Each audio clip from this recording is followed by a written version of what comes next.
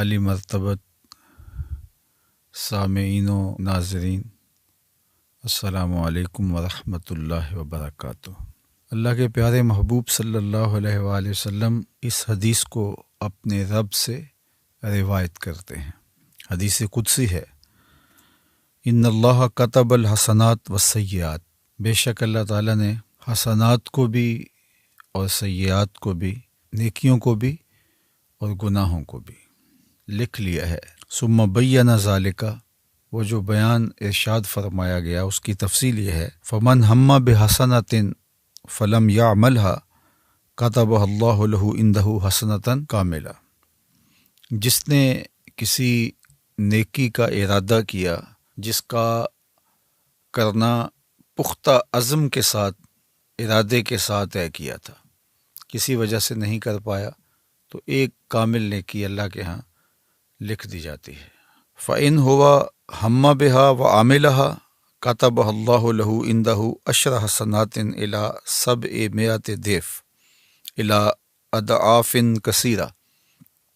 اور اگر اس نے جو نیکی کرنے کا عزم کیا تھا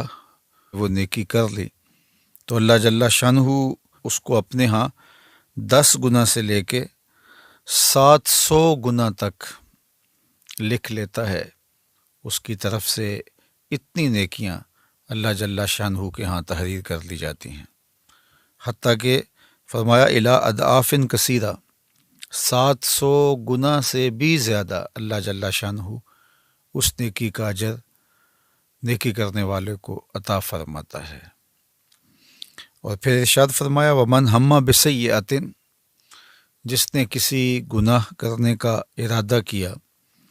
اور اس کا ارادہ پختہ تھا کہ میں گناہ کروں گا، فلم یعملھا،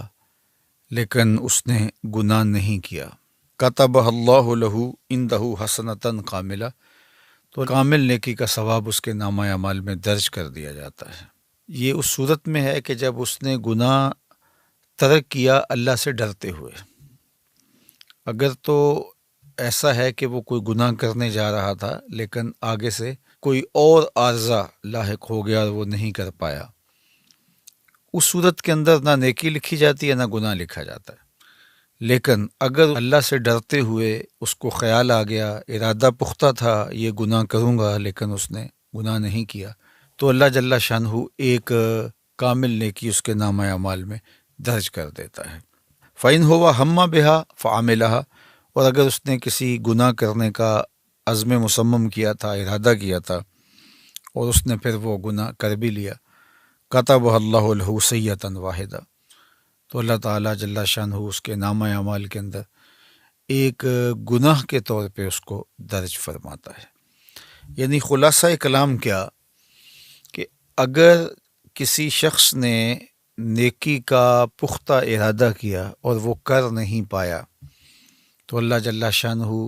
ایک نیکی اس کے نامہ اعمال میں درج فرما دیتا ہے، اور اگر اس نے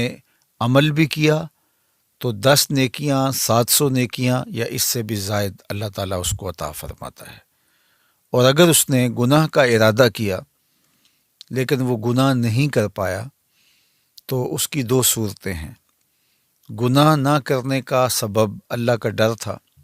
خیال آیا کہ یہ میں غلط کرنے جا رہا ہوں، تو جو ارادہ کیا تھا اس سے باز آ گیا، تو ایک نیکی لکھی جاتی ہے۔ دوسرا یہ ہے کہ اسباب پیدا نہیں ہوئے اس گناہ کے کرنے کے، تو اللہ تعالیٰ اس کے نامہ اعمال کے اندر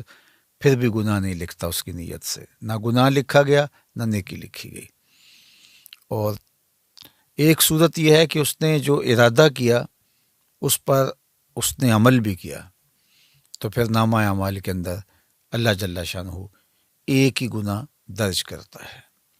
اللہ اکبر۔ اور اس پر حضرت ابو ہریرہ رضی اللہ تعالی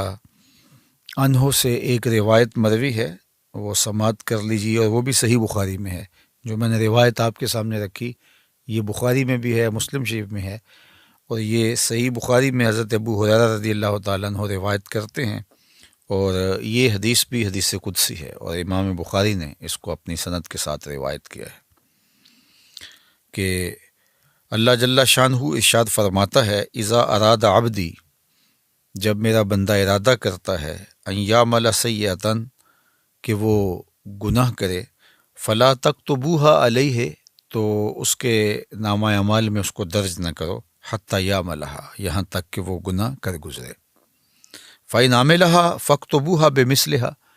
اگر وہ گناہ کر لیتا ہے تو پھر اس کی مثل ہی لکھو، یعنی ایک ہی گناہ درج کرو اس کے نامہ اعمال میں۔ وَإِن تَرَكَهَا مِنْ أَجْلِ، اور اگر وہ اس گناہ کو میرے لیے ترک کرتا ہے، فَاكْتُبُوهَا لَهُ حَسَنَةً، تو پھر اس کے نامہ اعمال کے اندر وہ نیکی لکھ دو، اس لیے اس نے میرے ڈر سے، میرے خوف سے گناہ کو ترک کیا۔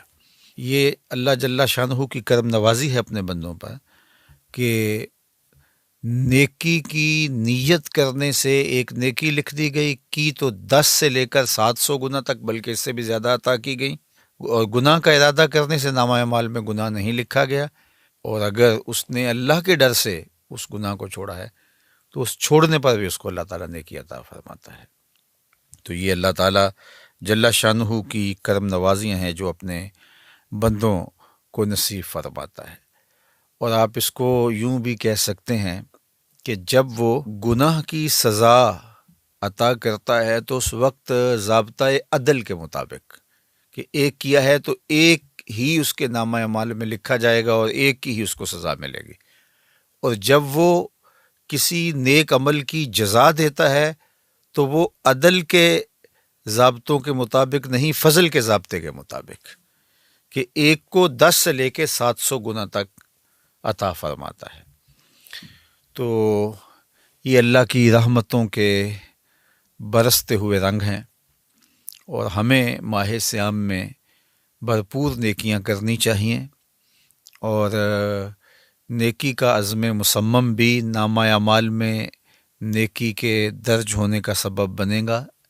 اور گناہوں سے مکمل اجتناب کرنا چاہیے۔ اللہ ہمیں گناہ کے عزم سے بھی محفوظ فرمائے، اور اگر شامت نفس کی وجہ سے، شیطان کی وجہ سے اگر کبھی عزم پیدا ہو جاتا ہے تو اللہ تعالیٰ ہمیں اپنی خشیت کا نور، اپنے خوف کا جمال عطا کرے، اور ہم اپنی زندگی کو کلیتاً گناہوں سے بچا لیں، محفوظ کر لیں۔ اللہ اس ماہ صیام میں ہمیں سچی توبہ کی توفیق ارزانی فرمائے۔